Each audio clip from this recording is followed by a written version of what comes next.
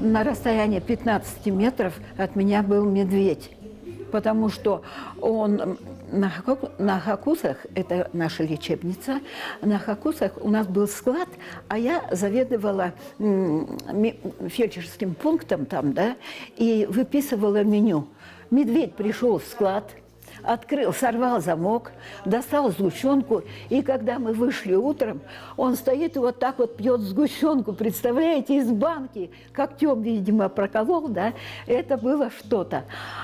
А в эту ночь и мы вынуждены, связи не было никакой, только рация. И мы вынуждены были по рации передать в поселок, что пришли медведи. Знаете, а в эту ночь, во-первых, очень много отдыхающих в этой лечебнице было. Она очень интересная, дикая совершенно природа, да, и источники тоже какие-то, ничего там, сарайчик только был построен, где можно было переодеться. Но больных туда приезжало очень много. В основном опорно-двигательные аппараты лечили. И вот, вы знаете, ночью вот так около окна, а у меня, у медицинского работника, был медпункт и комната рядом. И что-то там в окне. Я вот так шторку отодвигаю, стоит медведь, и вот так лапой, представляете, ночью. Я в шоке, как закричала. В общем, вот таких моментов было очень много.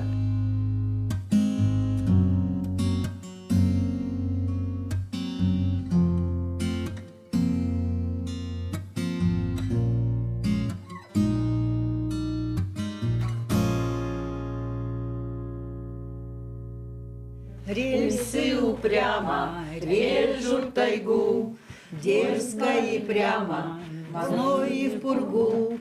Веселей, ребята, выпало нам строить путь железный, а короче бам.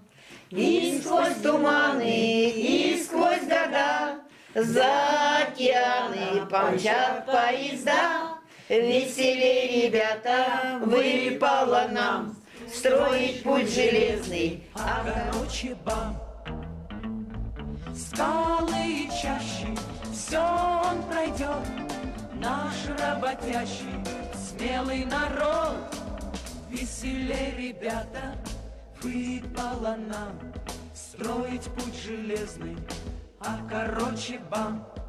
Над звездным кружит наш вертолет, а мы утюжим топ и баллон. Веселей, ребята, выпало нам строить путь железный, а короче бам. И сквозь туманы, и сквозь года, до океана помчат поезда. Веселей, ребята, выпало нам строить путь железный, а короче бам. Про Байкало-Амурскую магистраль написано множество различных песен. Сегодня для многих БАМ – это уже история из прошлого. Но всесоюзная стройка века оставила после себя удивительные песни, которые люди старшего поколения помнят до сих пор. Многие из этих людей и по сей день живут возле железной дороги, которую строили. Да и поют они, собравшись, как в молодости, вместе. Приехав в Северобайкальский район Бурятии, на встречу с этими людьми, создававшими БАМ, во многих местах нам напевали строки «Веселей, ребята, выпало нам». Эта песня стала настоящим неофициальным гимном строителей магистрали. Уже после первого исполнения известным тогда ансамблем «Самоцветы» ее запели не только бамовцы, но и вся страна. Автор этих строк, Виталий Петров, и не подозревал, что его песня обретет такую славу. Полвека назад началось строительство одной из самых крупных железнодорожных магистралей в мире. А достижения, добытые тяжелым трудом на Байкало-Амурской магистрали, это всегда трудовой подвиг коллектива железной дороги. Людей, чей колоссальный труд, мужество помогло реализовать уникальный проект в мировой истории. И по сей день эта работа продолжается. Наш фильм расскажет о людях, которые остались жить на территории самой северной точки Байкала в республике Бурятия. Это фильм о людях, которые остались жить в труднопроходимой тайге, где зимой морозы достигают 50 градусов. О людях, которые помогали строить БАМ. О людях, которые остались верны своему делу. Кто они? Какие у них истории? Почему они никогда их не рассказывали? Кем они работали, когда приехали на БАМ? почему они выбрали БАМ. О некоторых из них, о людях разной профессии, мы расскажем в нашем специальном фильме «Магистраль длиною в жизнь». Когда я приехала сюда, вы знаете, я была очень удивлена, потому что из города Красноярска, и тут такой маленький поселок. Но меня сразу, знаете, как-то удивил и поразил Байкал. Потому что он такой обширный, его невозможно даже взглядом охватить.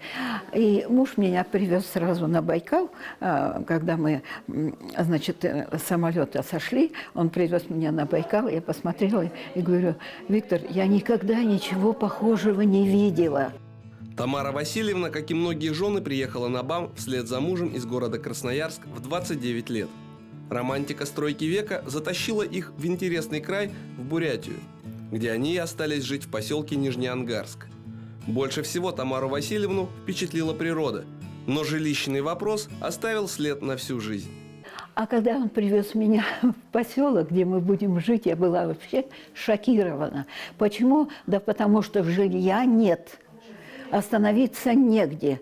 И мы ходили по поселку и искали, где бы можно было снять какую-то, ну, может быть, не знаю, баньку. Потому что, почему баньку? Потому что у людей коровники и прочее. В конечном итоге нам уступили коровник. Там выбелили, вымыли, прибрали, потому что к бамовцам относились очень, уважительно всем людям, кто приезжал. Ну и вот, и мы прожили в этом коровнике, честно, совершенно. Мы прожили там 6 месяцев. И после этого нам дали вагончик. Некоторым семьям повезло больше. Они сразу получали квартиры. К примеру, Галина Ивановна родилась в Хоринском районе Бурятии и переехала с семьей в Северобайкальский район в 1984 году, где сразу и обосновались. Мы приехали весной в 1984 году. Приехали, еще было снега очень много, здесь же поздно снег тает.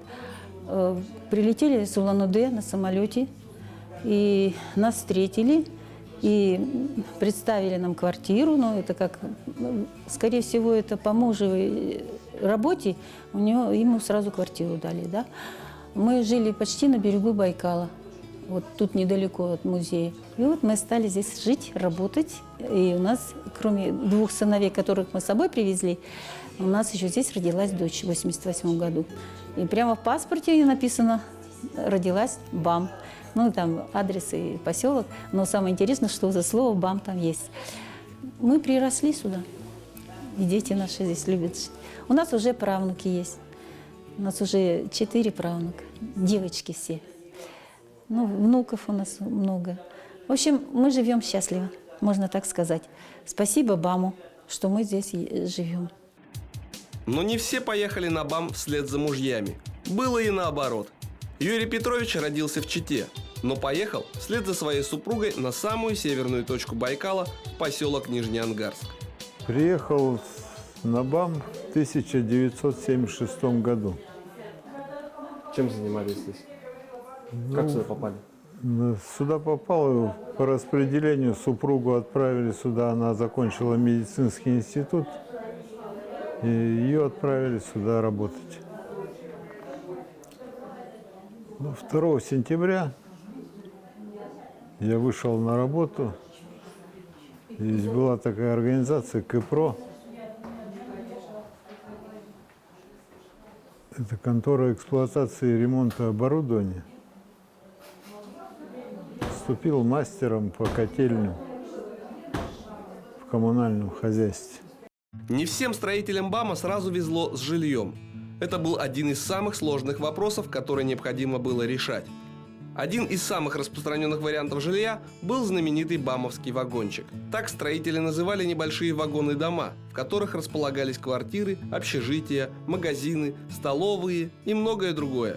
Этот вагончик, вообще жили в этих вагончиках, потому что строительства как такового не было, жилья не было. Здесь буквально жили везде, и в бараках, и в банях, и в сараях, потому что такой наплыв строителей, конечно, это не сразу строится. И потом чуть-чуть позже, уже к концу где-то 70-х годов, начали появляться вот такие вагончики. Они вагончики, как говорили, тоже вынесли. До сих пор в некоторых уже поселениях железной дороги эти вагончики сохраняются. Жили в них, они были благоустроены, полублагоустроены. Этот вагончик, если вы заметили, там вот типа кухни помещения, здесь уже такая комната. Жили вполне, они были благоустроены, центральное отопление, но этот конкретно вагончик отапливался буржуйкой, железной печкой. Семья жила вполне комфортно в наших условиях. Районный историко-краеведческий музей был открыт в рабочем поселке Нижнеангарск в 2009 году на базе краеведческого музея при районном доме детского творчества. В здании музея расположены один выставочный зал, 2 экспозиционных зала, а также экспозиции под открытым небом. Сам поселок Нижнеангарск – это административный центр Северобайкальского района Республики Бурятия. Он расположен на северном берегу Байкала, в 23 километрах к северу от города Северобайкальск. Основан как русское поселение на землях эвенков. Еще до строительства БАМа в 1643 году землепроходец Семен Скороход оставил здесь свой след. Сегодня Нижнеангарск – пункт сосредоточения многих бамовцев, которые до сих пор живут на севере Байкала. БАМ – это все. Это, во-первых, и дружба народов, потому что БАМ строила более 77 национальностей, было представлено 15 республик Советского Союза. Это, во-первых, молодежь, это, во-вторых, романтика. Вот это вот, знаете, все вместе, вот такой симбиоз создает такую вот мощь, могущество и силу вот этой великой, самой великой стройки и последней стройки Советского Союза. Бурятский участок БАМа был не самым большим по протяженности, но самым сложным в плане работы. Столкнулись, конечно, с трудностями. Во-первых, это тайга. Во-первых, непроходимые дороги. Бурятский участок БАМа – это самый же сложный, хотя по протяженности он 500 с небольшим километров, но это самый сложный участок во всем строительстве Байкало-Амурской магистрали. Здесь, конечно, эти горы, тайга непроходимая, болото, гнус, мороз – это все, конечно. Ну и потом уже жилье, жить негде было. Жили и в землянках, и в балках, и в щитовых домах. Позже уже щитовые дома вообще считались чуть ли не дворцами. Это, конечно, сложно, но несмотря на что, это все преодолевалось. Работа на магистрали в условиях бурятского климата была очень трудной. Начиная с 1974 года в Бурятию хлынул огромный поток строителей и добровольцев со всего Советского Союза. Было сформировано и направлено к нам 29 комсомольских отрядов. В те годы, конечно, у нас не было столько подготовленного жилья. Люди размещались в палатках и питались на полевых кухнях. Но все были рады, что участвуют в строительстве БАМа. Среднее количество работающих на стройке составляло 35 тысяч человек, а в отдельные периоды доходило до 50 тысяч. Некоторые, кто приехал издалека, так и остались жить в нашей Бурятии. Приехала на БАМ вслед за мужем в 1981 году. Приехали мы из Ростовской области. Город Красный Сулин – это шахтерский городок, поэтому, когда готовили специалистов для БАМа, мужу предложили сюда приехать сварщиком на строительство Северомуйского тоннеля. Ну, работа моя была в подземных условиях труда. Проработала 12 лет в тоннеле. Ну, все вот на одной и той же работе. По отгрузке и по спуску людей и породы, там, ну и материалов. Почему вы остались на БАМе? Почему не поехали обратно? Ну, остались на БАМе мы, потому что у меня как раз оба сына закончили железнодорожный институт и работали в Северобайкальске. Не захотели от детей уезжать далеко. Одно, а второе уже, ну, просто привыкли, прикипели к этой бамовской жизни и, короче, прикипели к Бурятии. Уже так вот понравилось, что и красиво, и хорошо, и народ понравился. Многие молодые люди приехали на БАМ для того, чтобы хорошо заработать. А кто-то просто ради того, чтобы поучаствовать в этом великом деле. Ради романтики и приключений. Они собирали чемоданы и рюкзаки и мчались на край света. Наша съемочная группа отправилась на 404-й километр Байкало-Амурской магистрали в рабочий поселок Кичера. Здесь, на севере Бурятии, в отрогах Байкальского хребта, по сей день стеной стоит глухая вековая тайга. Здесь мы познакомились с Хамзаной Хабулиновной. которая отправилась на БАМ за романтикой. Мы хотели устроиться на стройку, чтобы там дома же строили. Мы хотели маляром, или пусть хоть нас куда-нибудь возьмут, хоть штукатуром, хоть маляром, куда-нибудь устроиться. Была же романтика, мы молодые, романтика же была. Было нам очень интересно. Мы думаем, год отработаем и уедем домой. И начальник поезда СМП 608 был там, по-моему, да. И не было начальника, и нас не приняли туда. А мы пошли в столовую, там хоть подработаем немножко, хоть пока. И в столовую пришли на работу устраиваться. Нам говорят, мы одну возьмем, мы подружку вдвоем приехали. Одну возьмем, а другую не будем брать. А мы говорим, нет, мы только вдвоем устраиваемся. Если что, мы сразу уедем домой. Если нас на работу не возьмут, уедем вместе. Деньги на обратную дорогу мы не тратили, ничего не ели. Все берегли на обратную дорогу. Потом на следующий день приходим в столовую, они говорят, обеих возьмем, идите устраиваться. Мы работали, посуду мыли сначала, вот работали там. Потом мы уже 2 года отработали в столовой, а подружка моя замуж вышла и уехала сразу. А я осталась. А меня поваром перевели, вот я с тех пор работаю поваром. Уже 50 лет будет. Я приехала из Челябинской области, Аргаяшского района, там с деревни приехала, деревня Сурякова называется. А почему остались? Не знаю, романтика. Мы приехали за романтикой, так там у нас вообще, нам ничего не надо было. Просто у нас романтика, думаю, поработаем. Молодежи много здесь. И вот так и осталась, я осталась, Потом мы замуж, я вышла здесь из своего дома. И так и остались. Дети родились у нас. Строительные организации со всего Советского Союза, участвовавшие в возведении БАМа, также строили города и поселки. Например, силами Ленинград-Бамстроя был построен Северобайкальск, в котором в то время проживало 30 тысяч человек, и который называли столицей бурятского участка БАМ. Лариса Геннадьевна – одна из жителей Северобайкальска, которая в 21 год в 1977 году приехала в тогда еще рабочий поселок и осталась здесь жить и работать. Откуда вы приехали? Я приехала с Кременчуга Полтавской области, с Украины. Вот. И, как сказать, меня не отпускала. Мама сказала, вообще, доча, только через мой труп. Папа сказал, езжай, доча, ты всегда к нам вернешься, но ты узнаешь, что такое Байкал. И вот мы сюда приехали. Здесь было очень замечательно, потому что все были молодые, все были энергичные. И, как иногда говорят, что сюда приехали за длинным рублем и за деньгами, за машинами. Да, это тоже было, да, мы не против, что да, мы этого хотели. Но это не только. Вот как поется в песне, да, «За запахом тайги». Вот, наверное, это тот же был энтузиазм такой. Вот. Ну, мы не против были и заработать хорошо, и машины купить, стояли на целевые чеки. Вот. Почему не уехали обратно?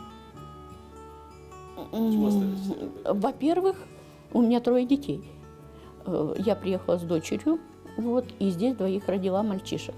Они здесь живут, они никуда не хотят. И в ту пору мне не хотелось в Байкал уезжать, что вы, от такой красоты. Это же здорово здесь было. Потом получили жилье здесь. А жилье получили, уже как-то обжились, уже как-то здесь начали. Первое время же даже огороды не садили. Потом огороды пошли, потом дачи пошли. И как-то вот обжились. И друзья-то стали роднее родных. Длина бурятского участка БАМа составляет 524 километра. За годы строительства было уложено 615 километров главного железнодорожного пути. Построено 262 железнодорожных моста. Смонтировано 354 водопропускные трубы. Возведено 14 поселков и город Северобайкальск. Введено в эксплуатацию около 500 тысяч квадратных метров жилья. Построено 100 километров дорог с твердым покрытием вдоль трассы БАМ. Возведены районная электроподстанция в Таксимо, Байкальский тоннель, первая очередь депо, котельная, очистные сооружения в Северобайкальске и другие объекты. Последним комсомольским отрядом на эксплуатацию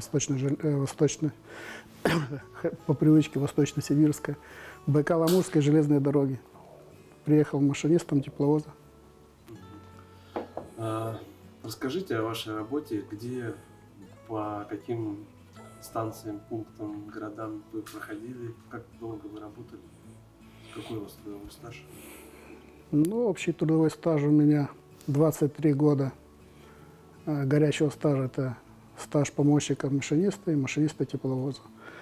Значит, приехал в 1985 году в составе комсомольского отряда.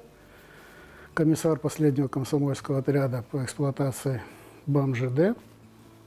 Работал на западном участке Байкало-Амурской железной дороги.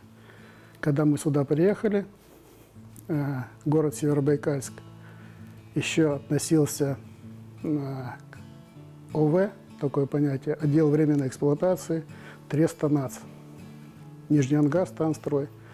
То есть в ОВ были свои тепловозы, были свои машинисты, вагоны и тому подобное. А мы приехали, как уже относились к Министерству путей сообщения, то есть на эксплуатацию уже завершенного, как бы считалось, ну, в то время считалось завершенное, участков железной дороги, которая уже перешла в Министерство путей сообщения. Значит, работали мы от Северобайкальска до Лены Восточной на этом участке. Значит, водили поезда. В связи с тем, что в 1986 году до Северобайкальска провели электрификацию, провели электрификацию железной дороги. Часть людей переучилась на электровозную тягу, но я как был тепловозником, так и остался. Я третий машинист в семье своей. Машинист тепловоза и паровоза. Такая интересная профессия. Когда-то обучались машинисты тепловоза и паровоза. Байкало-Амурскую магистраль строили всем миром, но чаще всего работать на ней приходилось машинистам поездов. Однако в годы строительства железной дороги важны были специалисты всех отраслей. С особой теплотой о своей работе вспоминает ветеран БАМа, заведующая первой пекарней города Северобайкальска Елена Александровна Пензина. Этот город вырос на моих глазах. И я не могу передать, как я его люблю.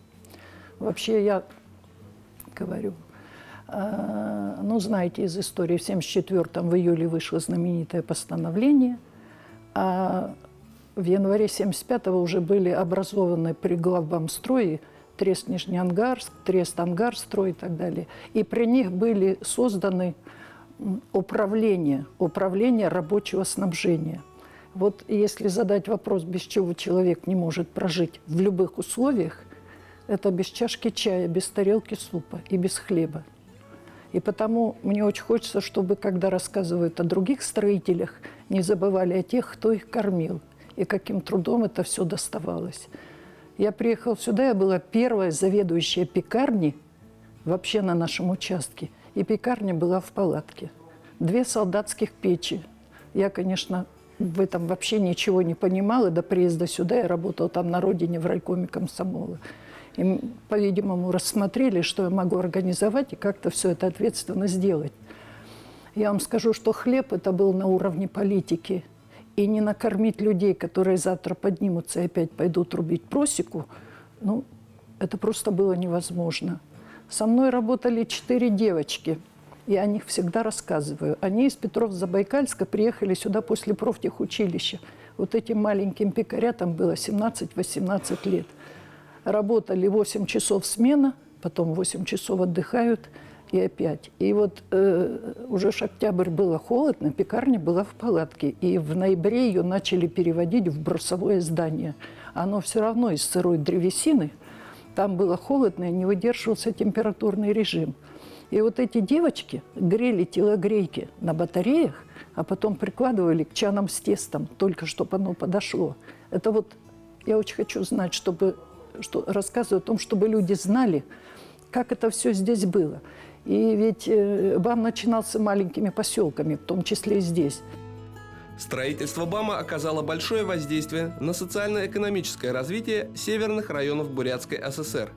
Население Северобайкальского и Баунтовского районов выросло за это время почти в 20 раз и составило к 1990 году около 100 тысяч человек. Сюда переезжали с разных уголков земного шара. в 1977 году переехали мы на БАМ. Но почему переехали? Просто интересно, любопытно. В жизни хочется попробовать то, другое. Вот. Поэтому Донбасс расстроили, мы там много чего построили. И как-то уже было, вроде бы, хотелось еще чего-нибудь. И это было нам просто интересно, и мне, и жене. Мы с женой кончили один и тот же институт, Московский институт инженеров железнодорожного транспорта. И поэтому ей тоже было интересно, и мы вместе по обоюдному согласию решили приехать на БАМ. У нас в то время было 3 детей, все они здесь выросли, выучились. Общая протяженность Байкало-Амурской магистрали составила 4300 километров. За всю историю железной дороги в Восточной Сибири и на Дальнем Востоке в ее строительстве приняло участие свыше 2 миллионов человек. Строительство БАМа в Бурятии началось в 1974 году. Магистраль пролегла в долине Верхней Ангары и Муйской котловине по территории 2 районов республики – Северобайкальского и Баунтовского. В 2024 году в Бурятии запускается новый крупный проект по модернизации БАМа. 30 марта БАМ-Тоннельстрой и РЖД подписали договор о строительстве 2-го Северомуйского, 2-го Кадарского и 2-го Кузнецовского тоннелей и нового железнодорожного моста через Амур. Ввод в эксплуатацию этих объектов позволит увеличить провозную способность БАМа и Транссиба до 270 миллионов тонн. И сегодня для многих эта магистраль стала длинною в жизнь, потому что они остались жить на БАМе. Сквозь реки и горы, сквозь пургу и туман мы дорогу тянули к тебе, океан. Прорывали хребты, возводили тоннели, работали дружно, упрямо шли к цели. Дружили со спортом, растили детей, мы построили БАМ и живем здесь теперь.